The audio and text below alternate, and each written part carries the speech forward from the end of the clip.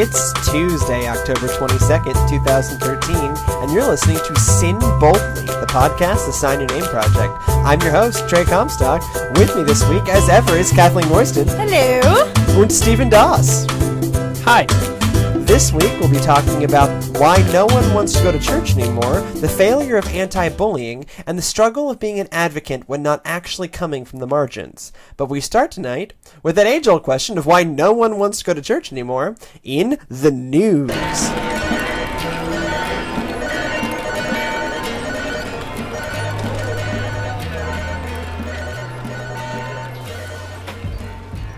So it's not often that I just straight up pull flame bait from the internet and present it as news. But that's essentially what I'm doing this week. There was a article published over at HuffPo by a guy named Steve McSwain entitled, literally, Why No One Wants to Go to Church Anymore.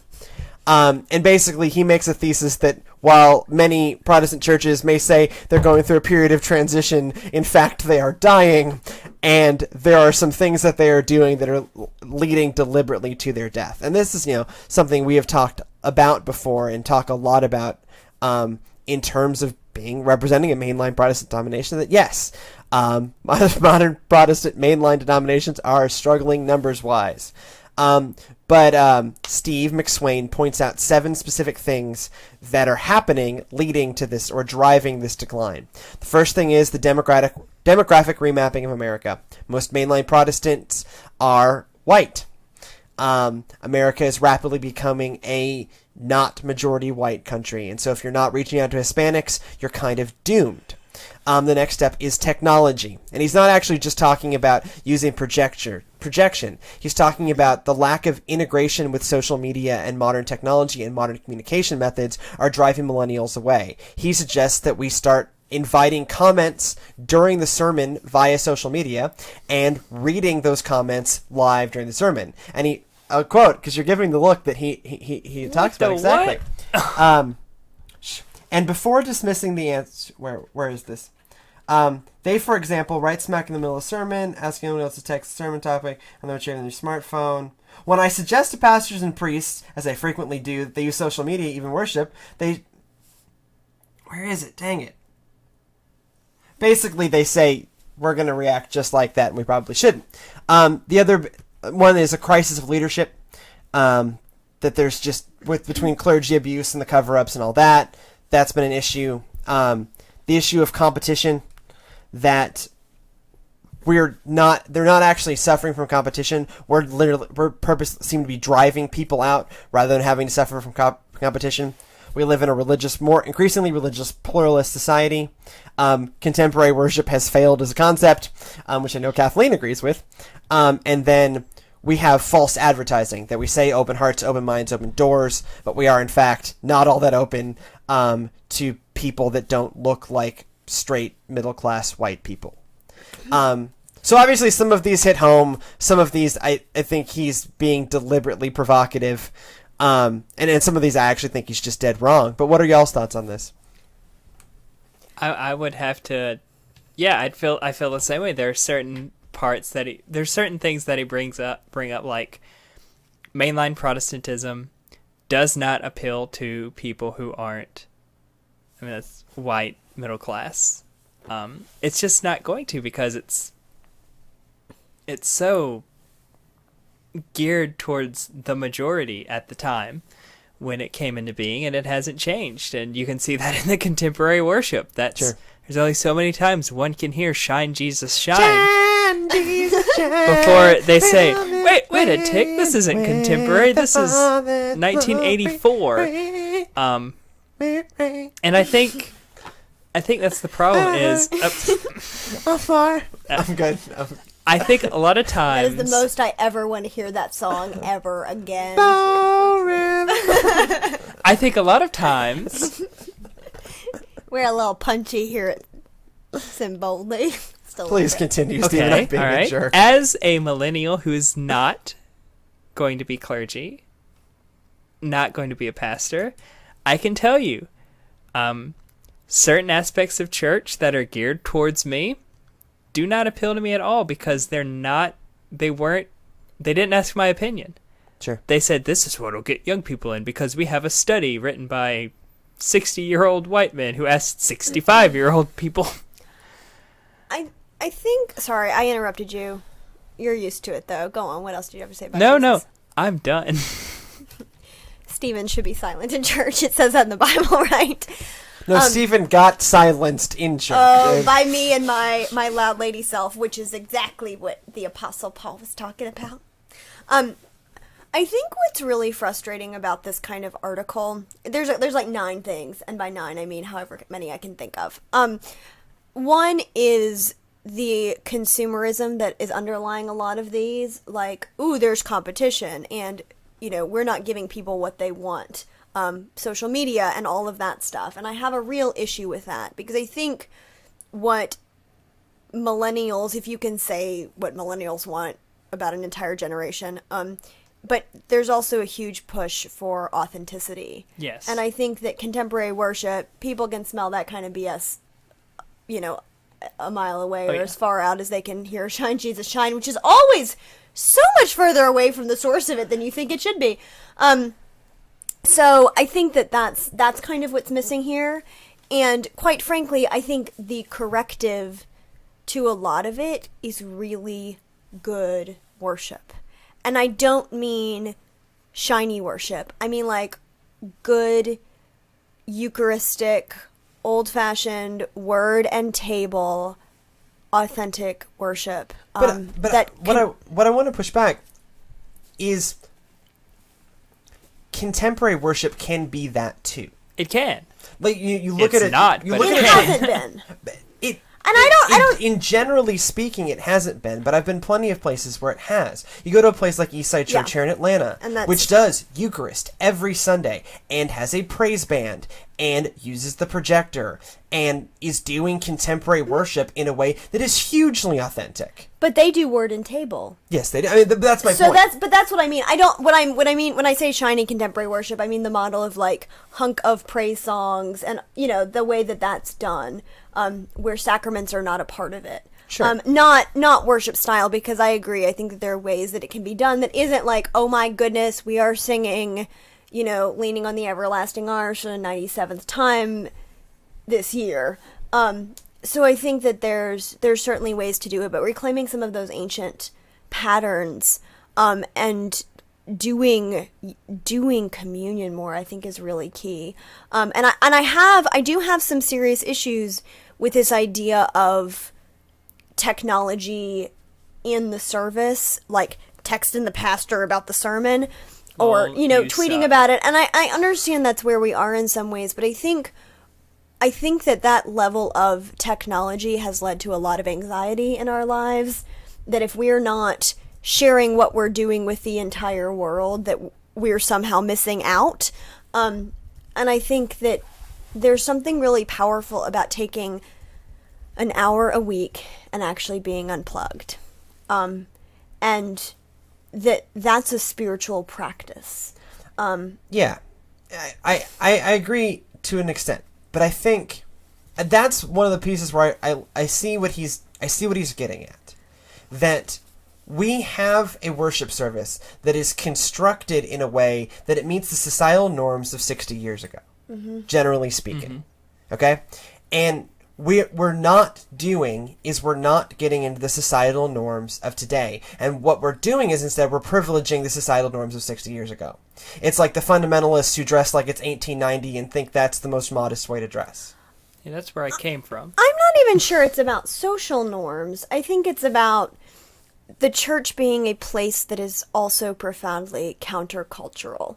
And that there is something that we do in worship that is in this world and not of it at the same time. And so I honestly don't think it's about putting on your, shoes that pinch your feet and, frilly socks like I had to wear when I was a kid. I don't think that's necessarily it.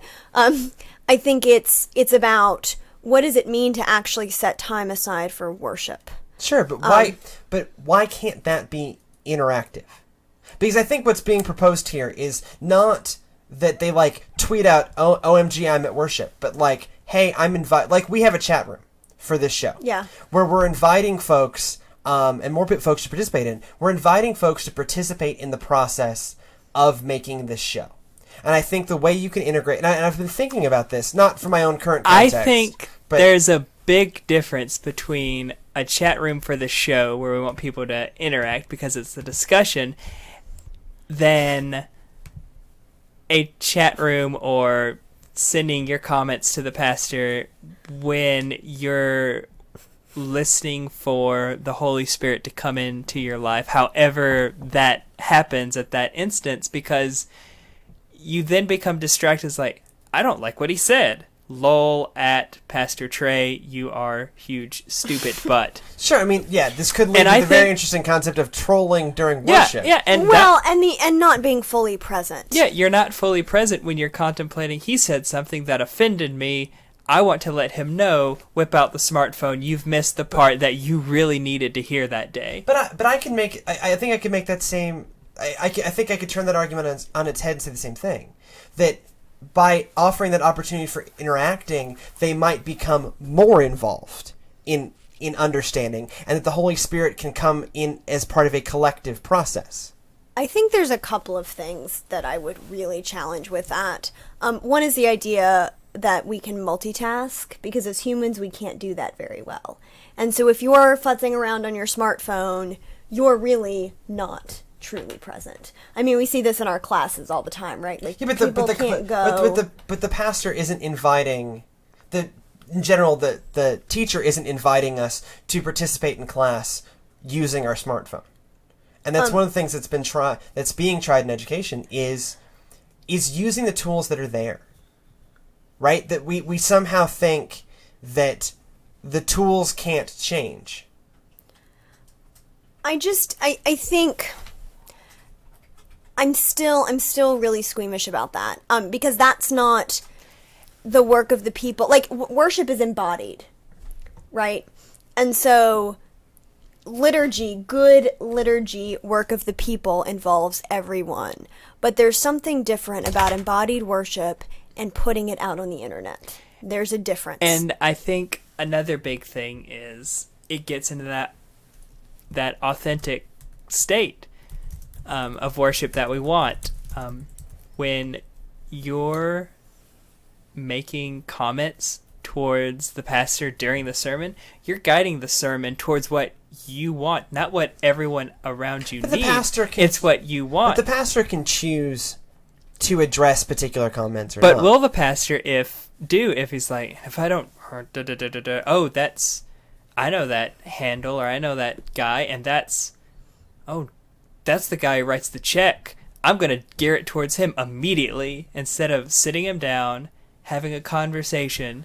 It's consumer driven, so much more so now. But I don't think... It's basically you're creating the Amazon comments for Jesus. But I don't think it has... And they're saying, I don't like that. But I don't think it innately has to be that way. But it will. Why does it have to be... No, it's not can. We've seen this in a lot of places where certain people make comments and suddenly the church changes because they're the ones who pay most of the bills. Sure, they're not absolutely. the ones who... And yes, they do need Christ, but they're not the ones who need that church the most. They can but that pack happens up and go down the street. that happens regardless of social media. Yeah, but now it's out in the open. Not necessarily. And now everyone else sees that But it doesn't... I don't think that Kathleen that's the way it has to be.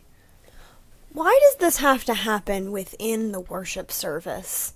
I am all about people talking to their pastors about their sermons. Yeah. I think that it should happen more than it does. Why is it too much to ask that people engage and are present in the moment and then think about it later? I still maintain that this, for some people, is a way to be in the moment.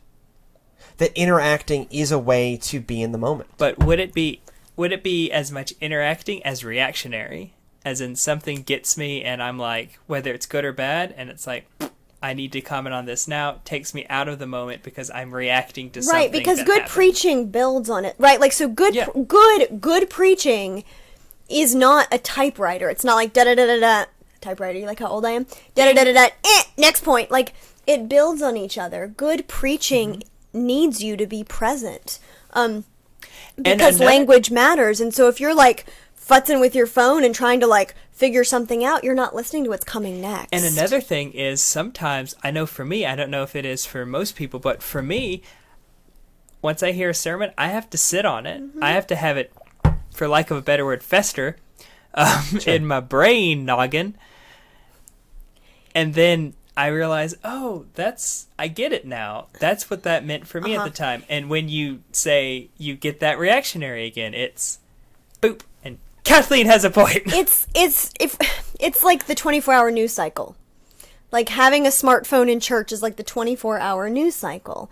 And how hard that is, and how you see this reaction to things. So something happens and like comment boards blow up. And like if you want to lose faith in humanity, read the comments on Huffington Post or CNN.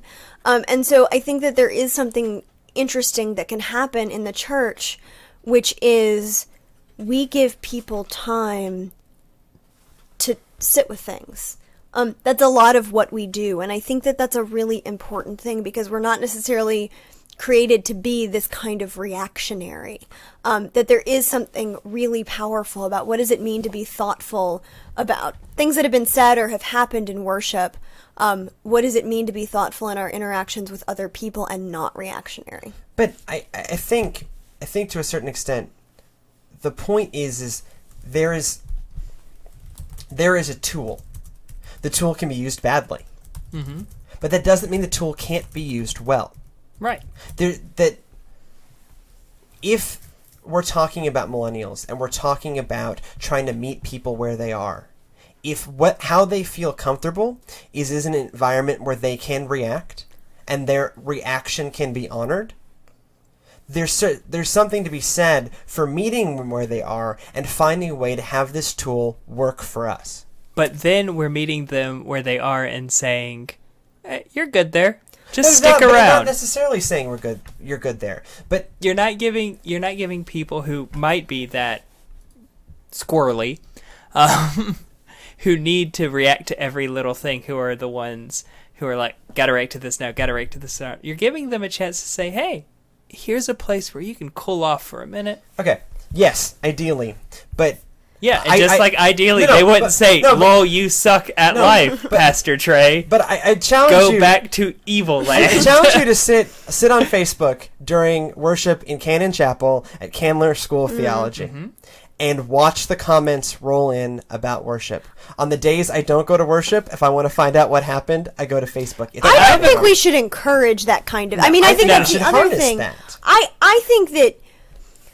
But I think that if you open it up, like if that's a cult, like if you open it up in your congregation, that's going to go like wildfire. And I think that if you can structure some sort of behavioral norms where that's not what's going on, you have way more of a chance of, like, I think it's kind of all or nothing. Like it either goes crazy or it's nothing. And at this point, I also think that, you know, there's, and I see this, I know that Stephen and I are on the cusp of Gen Y and millennials. Yeah. And we're more like Gen Y than not, but I also think that people actually... Like baby boomers than really... I do think that people are hungry for a chance to unplug too. Yeah. And I think that if church is set up as that spot, that's a really good thing. We did something at the church where I work, they do like kids soccer programs, and they did an unplugged day because it had gotten so bad with the parents at the soccer games being on their phones. And they did it, and everybody was present, and it was such a big thing. I think it may now be a standard policy. So there is something really powerful about setting aside time to be unplugged, and I think that's a lot of what Sabbath is too. For me personally, I don't actually think everyone wants to be unplugged. I don't. People have always told me, like, oh, you need to unplug. Oh, you need to unplug. And to a certain extent, that's probably true, and that I need to work less. But I don't necessarily want to be disconnected from people. I don't when I walk the Camino de Santiago, one of one of the things they told us, like, oh, you don't want to bring a cell phone. Oh, you don't want to like really interact with any technology. This is a chance for you to have a month of your life where you're just not going to be involved in technology. And you want to know what I did every evening? I hunted in every small town in the Spanish countryside to find an internet cafe, so that I could blog about my experience, and then so I could share in what was happening. And one of the most meaningful aspects of that journey for me was the connection and sharing it with the people back home. That's not the same thing as social media. Social media is this false, like you were talking to Sydney, you were talking to your family. I was posting a blog. But you were doing it for people that you knew and cared about. I think that there is something, and there's been some research on this, I think, about how the social networks we have, the virtual social networks we have we think we are closer to people than we actually are. Sure. But what's being proposed here is not just like, oh, we're having this big Facebook conversation posting statuses. We're talking about direct messaging the pastor. Which, homiletically, let me tell you, like, I can't even imagine being interrupted like that. If you're reading a sermon and you hear bloop. No, the idea is you build this into your sermon. How can you do that when it's so random? Well, no, like you might have a sermon and you're like, where's the freaking comments? I think you have question time afterwards. I think you make everybody lunch and you have time afterwards, but worship is not the time for it. At the Episcopal church I went to at Troy, we had cookies and questions between Sunday school and worship. Sure, and I do a pastor's Bible study and afterwards. And I think that's a good thing. I think that's really important to keep those lines of communication open. I don't think it needs to happen in the worship experience at all. I think I can imagine myself structuring a sermon in such a way that say, hey, text me some comments, I'll pull 3 of them at the end, and we'll talk about them. And if you got 0, then sermon's over 5 minutes then. No, just set aside that last block, that last little chunk of the sermon. Say, hey, at the very end, I'm going to pull 3 comments or then whatever. Your sermon has become nothing more than a presentation with a Q&A afterward. I don't think so. I think so, because you're gearing it and you're like, all right, let's get the comments out. Okay, questions. Here's the question. That's the Q's. Now I'm going to give you the A's. Instead of saying, here is something that has intrinsic value on its own, and you might react to it or you might not. If you react to it, my door is open. But come to me. Instead of saying, let me be convenient for you so that you can just stay where you are. I don't see those two things as interlaced. That's my big thing. Is like, another thing. Since I started at this new job, I've been picking up on words. Every time you talked about your person, you said want. I want to be connected. I want to be able to do this. I want to do this. Do you need to? Think about that. Do you need to have your cell phone on all the time? My cell phone, no. Do you need to be able to text the pastor immediately when something irks you so that at the end he can say... Or she. Sorry. Although she won't be. Sorry, guys. Go on.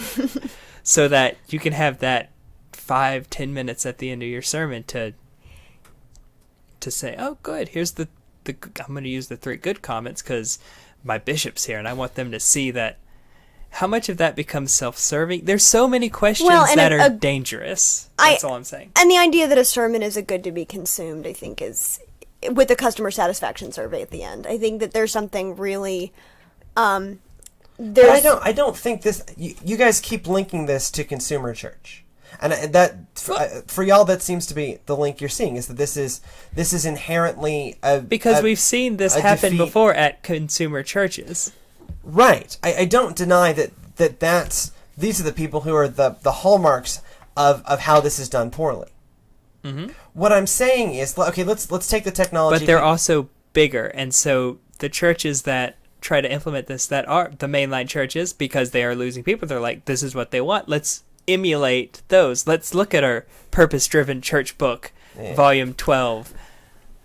But I can imagine creating an authentic experience with an interactive component during the service. Does that have to be in this ancient form of set-aside worship? I think that there is certainly... But does set-aside worship have to be inherently non-interactive?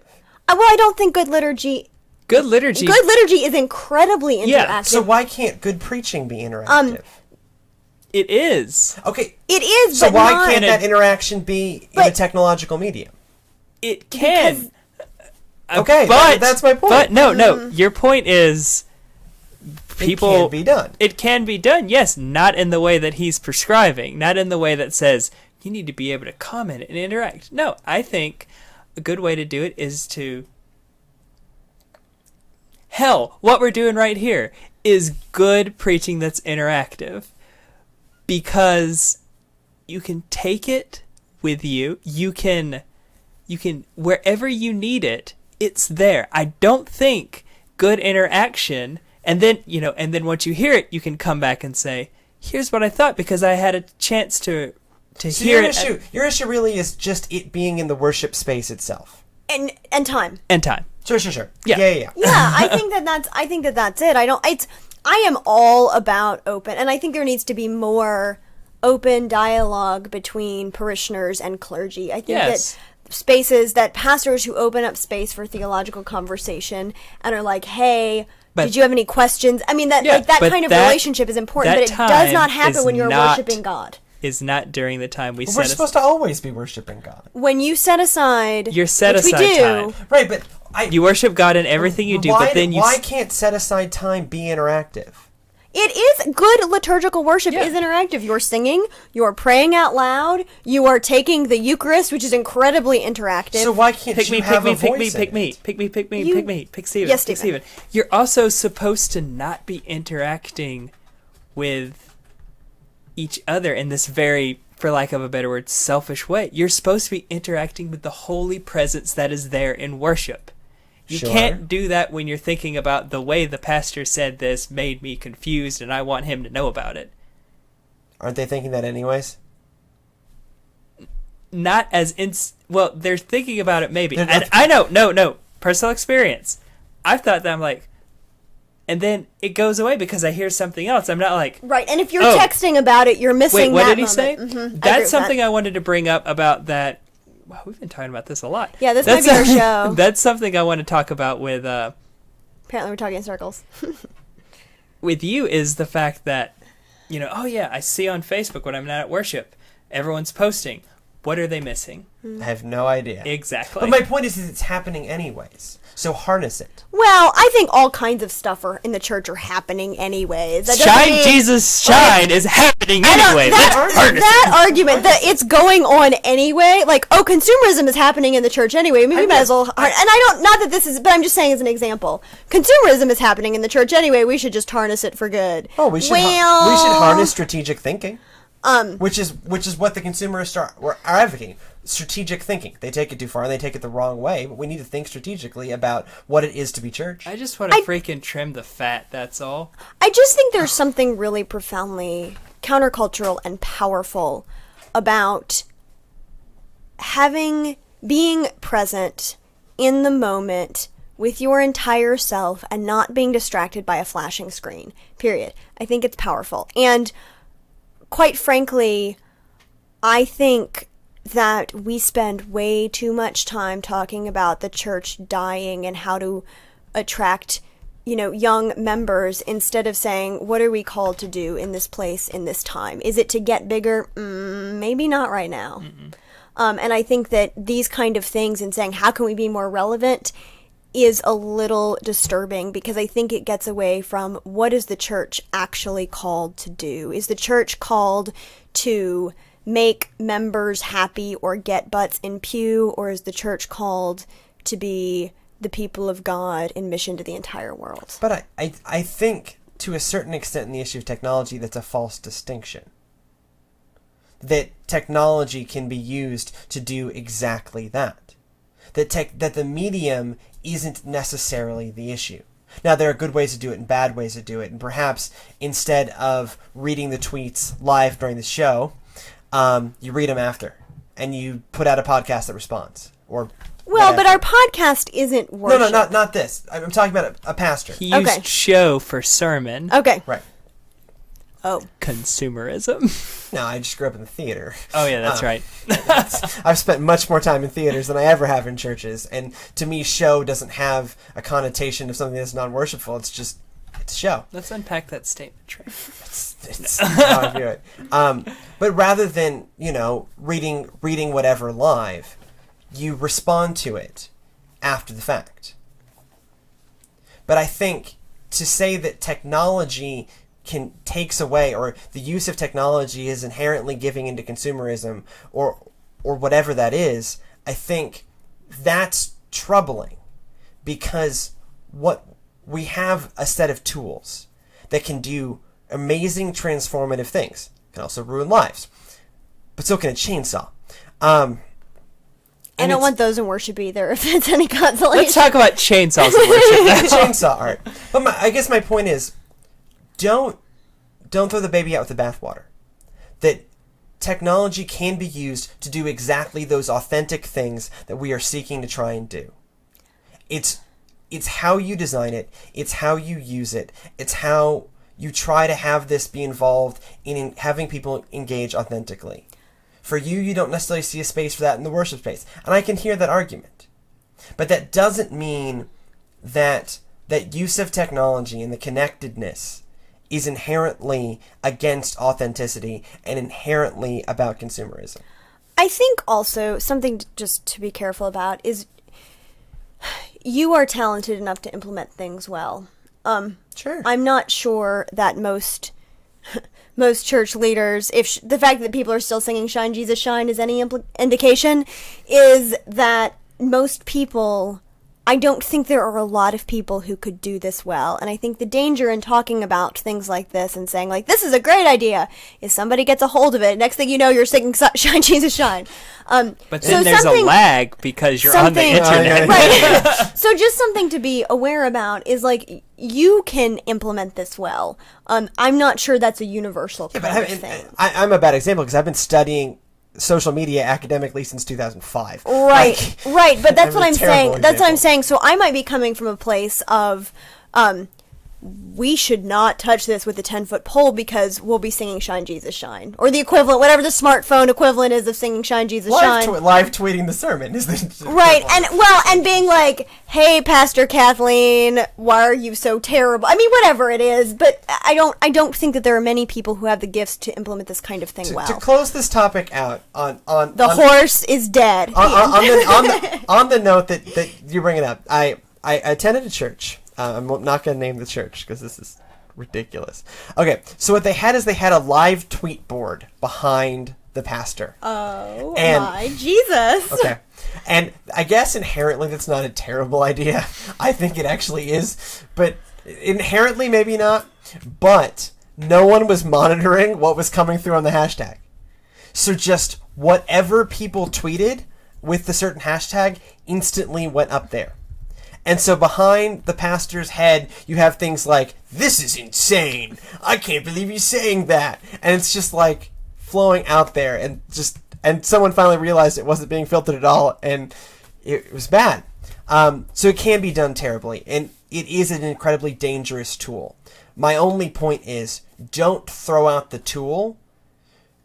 Just find a way to use it right and allow smart people to use it right, even if not everyone will. But something that smart people have been trying to do for a long time and haven't necessarily succeeded at is our other story on the news this week. So, Stephen, what have you got for us? Yes. I was listening to NPR in my Toyota Yaris, and I heard a story about how schools that implement anti-bullying campaigns with presentations and going forward and saying bullying is wrong and you shouldn't do it and this is what bullying does and all that stuff, have had an increase in bullying, whereas schools that don't have had it remain the same. They attribute this fact to the study that NPR was quoting. They attributed this fact because students are learning more ways to bully, and students who wouldn't bully normally are now figuring out how to do it and are doing it more. Can I ask a really simple question? Yes, you can. Are we sure this is just not a reporting bias? that they have bullying, they have bully education, and so they're more aware of what bullying is, and so more bullying gets reported. Isn't that also another way to read this data? That is true. But that's not the point I wanted to make, because I thought of that too, and I said, but I wanted to do this as a jumping off point. A lot of times we have good intentions. What we want to do is ultimately a good thing. The road to hell is paved with them. Exactly. The Iraq War had great intentions. Yes. WMDs are bad. WMDs are bad. Fortunately, there wasn't any there. What were there? We were told. Anyways, the British people told us. Anyway, so the point I'm trying to make is this. This really got me thinking about the church, and let's be honest, the church, for all its foibles, does a lot of good in the world. When does that goal have good goal? When does that, it's Halloween almost, when does that good have those unintended consequences where then it becomes enabling or something worse, like us? We want to keep people where they are so that we can keep helping them. Well, that's really interesting. I took a class. Also, bullying is bad. I took a class at for my public health degree called Social Determinants of Health, or basically it was health and social justice. And one of the things we talked about is the idea of creating dependency. That we have entire structures that just breed the need for more experts, and that experts beget more experts, and we come up with all new problems, and we just try to keep people in this cycle of dependence. Yep. And so, you need the social worker, and you need the special ed coordinator, and you need the psychologist, and it's just experts begetting experts begetting experts, and no one's actually getting any better. They're more just needing more experts, and there's this entire industry of creating experts. You look at a country like Kenya, where the biggest industry in Kenya is non-governmental organizations working in international development. Yep. That is the largest industry in Kenya. And so how much of that is actually helping Kenya, and how much of that is NGOs perpetuating NGOs? It's a fascinating idea. Yeah, when I was in my ethics class at Candler, one of the things we watched was a video about Mother Teresa, who I came in with this mentality of it's Mother Teresa. Like Mother Teresa. If you don't like Mother Teresa, where's your heart? After watching the documentary about Mother Teresa, where they followed her and all the stuff she had, could not stand her anymore, because her idea of poverty was, you have to remain poor because we have to be able to help you. Interesting. Yes, like there was this thing they showed her interacting with the government, because the government wanted to buy the land where her clinic or where her nunnery was in. I think it was Guatemala or Honduras. They wanted to buy it. They were going to give her a new one somewhere in town and demolish it to make a market, because the people coming to her were poor farmers. They said, well, if we have a market, they can start selling their goods, then they can start making money and get out of poverty, was the government's idea. Mother Teresa's response was, they're poor because they're poor, and we have to help them. And she won, because she's Mother flippin' Teresa. And after saying that, I was like, no, that was a good idea the government had, to say, let's start getting you the ability to get out of your poverty. And that's something that irks me a little bit about the church, is I see all the good things that they do, but I also see how sometimes they tend to perpetuate we have to help you so that we can help you some more. Well, and what can we do about that? It becomes interesting when you talk about, blessed are the poor. Then is it blessed to remain poor? That seems, that seems at least like bad liberation theology, if anything else. No, you're supposed to be there because God loves you, so stay there. Not good. It's interesting because we have a church that on one hand is attempting to teach liberation, but also radical dependence. We are radically dependent on God. And we are supposed to be radically dependent on Christian community. Now, what does that look like? Apparently, the Mother Teresa argument, as presented in the documentary at least, is that she sees that we should not develop independent means. We should just continue to be reliant on Christian community. That's a theological way of pitching that, right? It's an interesting way to look at kind of like a community, an Acts community, right? Or monasticism. Or exactly like monasticism. Now, this seems to be forced monasticism. Yeah. Look, I think it's hard to make that particular example non-troubling. But we do have this tension between dependency and liberation. And, you know, I jokingly say that priests are the second oldest profession. When they felt bad about the prostitutes, they created priests to feel better about it. And so this has been going on for a very long time. And how much of what we're doing and how much of our theology is routed around that there always needs to be a church.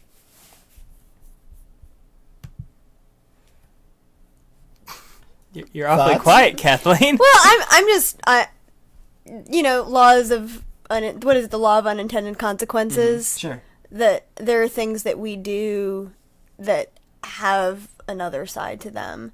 I also think what's a little disturbing is not only that in the church when we do charity over justice, that we are creating cycles of dependence, we also perpetuate inequality. If we are the ones to provide you this service, look at how benevolent we are. We are giving it to you. There's automatically... I'm going to tweet about this during the sermon. There's automatically a hierarchy. Jerk. And, that look at me doling out this kindness to you, and I think that You should be appreciative. you should be appreciative, and I'm in position of power, I am giving to you, and that's really against what Christian community is called to do. There's this radical leveling in the resurrection, I think, that when we act like we are the ones to dole out things to poor people, that we become above them. And I think that that's missing the point. And also the other piece of it is that makes us feel good. We feel good when we serve others. And it becomes, I think in the church particularly, it can become a lot about how is this making us feel within the church, and not what are we actually doing for other people, in service to, not for other people. See, did you hear that language? Yeah. What are we doing in service to other people? What are we doing in service with? This is that too. This is where that kind of with language. Yep. I do a lot of work internationally. And one of the things that I always have to be mindful of is that I am not serving a community. I, at no point in Paraguay or in Kenya or in Poland or wherever, they get dragged. Next up I think is Bahamas and Mexico. But at no point in those am I serving a community. I am serving with a community. And I am participating in a process of transformation that I neither started nor will end, that both of those roles come from God. And each person involved in this process has a role to play that is equal and valid. What I carry in is merely an energy and a willingness to serve and a life, driven by that. And that's what God has been equipping me to do. But at no point should this be about me and what I'm doing. I have a hard enough time when we say that our United Methodist pastors serve a church. I don't serve a church. I serve alongside Wilburn and Terry. I serve alongside, Patsy and Ann. Those are, my key lay leaders. I serve alongside them. I have a particular role that is set aside and ordained by God, but it is just a particular role. It is not a serving, it is a serving with. And maybe a theological way to look at that is we join in an ongoing conversation. We join in what God is already up to in the world. So it's not like we become the ones who dole out benevolence or services, but we simply, when this is done right, we're simply joining in what God is already doing. That might be a helpful way to think about it. And I like that. And I always tell the people at my church that were getting her done for Jesus together, which, like, I could just see the Methodist Church adopting that language. Where do you get her done for Jesus? We that's funny. My youth group growing up, we had those little wristbands that literally said, "Get her done for God." Did you really? Yes. That's amazing. It said, yeah, "Get her done for God." We also had ones that said "Woohoo for God." But the slightly more troubling ones was "Get her done for God." Get her done for Jesus. But I think maybe what a privilege that is, and I think that anyone who has really participated in community transformation in any way, the thing you realize almost immediately is how you don't know anything about anything, and how powerful it is to see what other people are up to. Two things. One, the piece that I was citing earlier about dependence, breeding dependence, it's a piece called "A Nation of Clients." So if you're interested, look that up. Google the other MySpace is on it.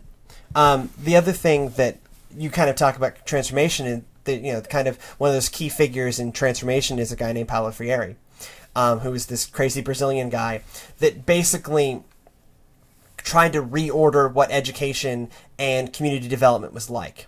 That instead of it being like a download model where like the teacher teaches and the student learns what the teacher teaches, there's an animator who then we all learn from each other. And then that's how, transformation happens. And that's, we're all participating. Paulo Freire is not operating in a theological principle. It gets used by a lot of the liberation folks, but he's not actually operating theologically.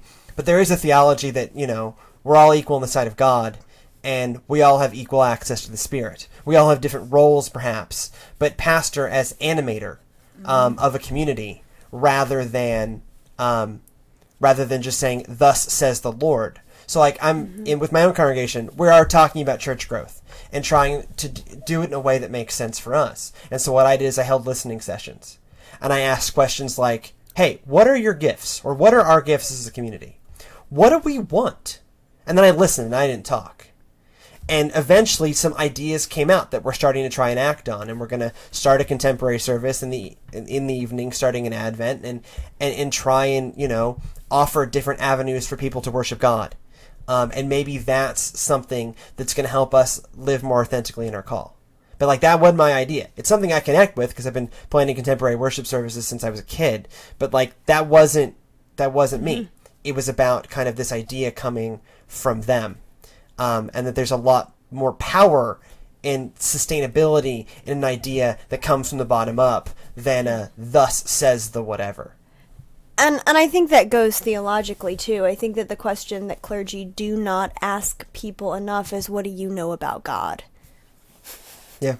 And I think, I've seen what that does, and then the opposite is what kind of amazing things happen when you ask people, what do they know about God? Or if we're talking about it in a social justice context, what do you know about justice? Yeah. What do you know about fairness and, poverty, and asking these questions? And what is right for your community? So we're in some of the work organization I'm involved with in Kenya has done is they do these kind of listening sessions in kind of a participatory way.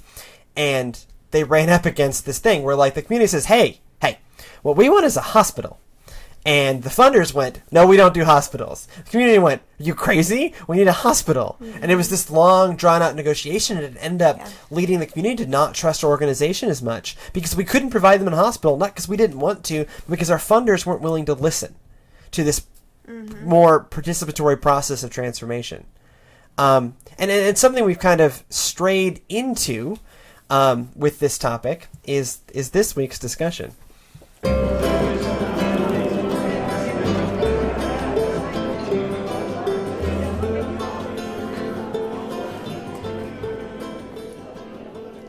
So what we had kind of started to talk about is advocacy and participating in processes of transformation.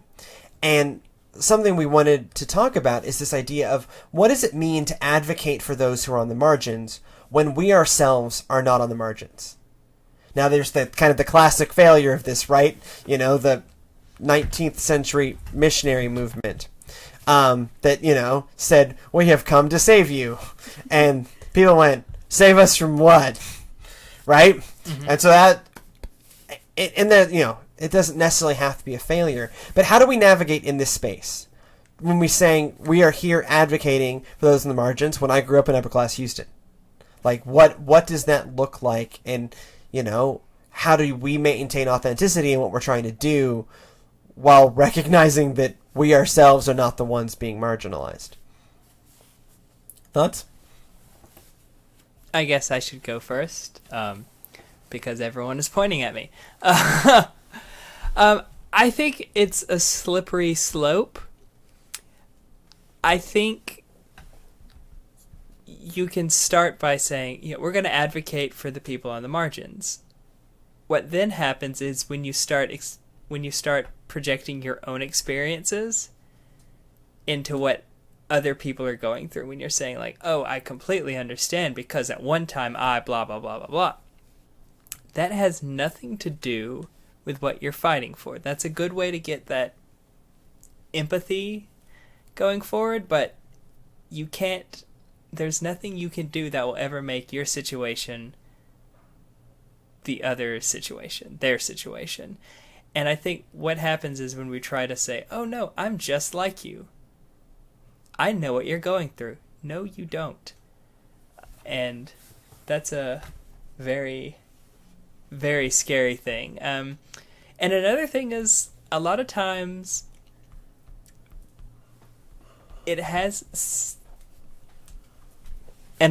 stuff on the sorry, we had some technical difficulties there. A lot of times there has to be at least some people outside of the margin in order for any real change to occur, because they're the only ones with power. Sure. They're the only ones that can enact that change that the people on the margins want and need. Well, I think we need to be careful with our language there. It's, okay, so let's take a specific example because it moves this out of the abstract. Thank you. The issue of LGBTQ inclusion in the United Methodist Church. Okay. There are plenty of clergy who are in fact gay or lesbian. I know, frightening. Gasps of horror. But they're not in a position to speak out as being a gay person or as being a lesbian person. And so it falls to those of us who clearly identify as straight to speak out because of the danger involved for those who are clergy and also a practicing homosexual. Like that's where it becomes, for me, that's where we have a privileged position as a straight person. It's not a good thing that we have this, but it is a fact that we have this privileged position. And it's up to us to be allies and speak out. And it's a very different situation when there's danger in being that person on the margin. Mm-hmm.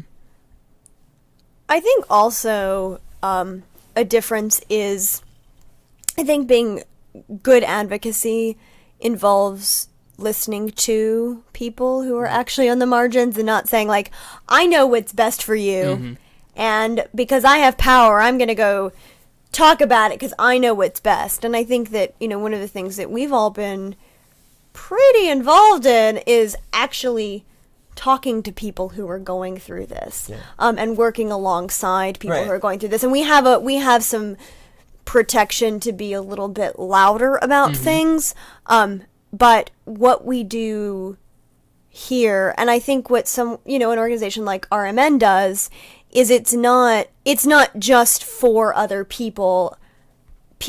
Everyone is involved in it. Yeah. It is a team effort. Well, it goes back to that, why I transitioned to the topic. It goes back to this idea of working with rather than working for. Mm-hmm. I am not working for gay people. I am working with people who are LGBTQ in this process of transformation. And so I have a role to play where I can be a little more outspoken, because it is still somewhat dangerous even for us, but it is less dangerous. Because theoretically, what we're saying in no way violates the Book of Discipline. You just have a misguided opinion, and yeah, well, I have many misguided opinions. Clearly, spent half an hour discussing one, but that being aside, we'll beat you up afterwards. Don't worry, know. Steve and I will hold you down and give you a wedgie. I mean, I don't stuff you know in a what. Yeah, is that what you do? Yep. Wait, you can be on the not receiving end of that? Yes, you can. Huh. The other thing I was going to say is the idea that advocacy is part of a process, and there will hopefully be a time where we get to take a big step back, where ally voices are not going to be the primary ones that you hear. And there are churches that are in that position, yes. right? You have churches like the UCC, or even the Episcopal Church to a certain extent, where... Half the Episcopal Church. Half the Episcopal Church. Half the Episcopal Church I like. That's not Anglican anymore. But, like, that have taken strides in such a way that there can be more authentic dialogue from people, from clergy, who can openly identify as being who they have been created as and called to be. And that becomes a different conversation. And that's still such a hugely dangerous thing, at least, for career and wise here in the United Methodist Church, that I don't, we're not there yet. And so there's a larger role for allies now. Yep. Mm-hmm. And I think as allies to recognize that too, and know when it's time and a good thing to take a step back, I think is a really healthy thing. And that's ultimately, I think, why we do what we do. I don't want to have to be the voice speaking out on behalf of other people. People should be able to. I would like themselves. to hear their voices too, but recognizing also right now where we are in the United Methodist Church, there's an element of real danger with that. But that social movements have evolution and progress. And on that note, here we are. It is time to end. Thank you so much for joining us for this interesting and combative episode of SYN Boldly. If you would like to comment or tweet at us, SYN Boldly at nfear.org, facebook.com/the Sign Your Name Project, or at SYN Boldly on Twitters. And go in peace to love and serve the Lord, and end fear by sending your name. And this is the part of SYN Boldly for every dance.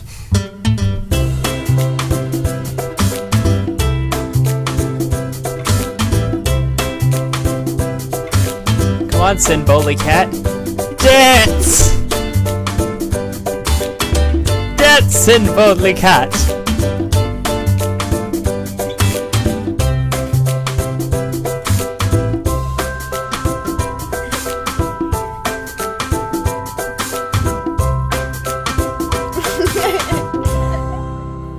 You're no fun, SYN Boldly cat.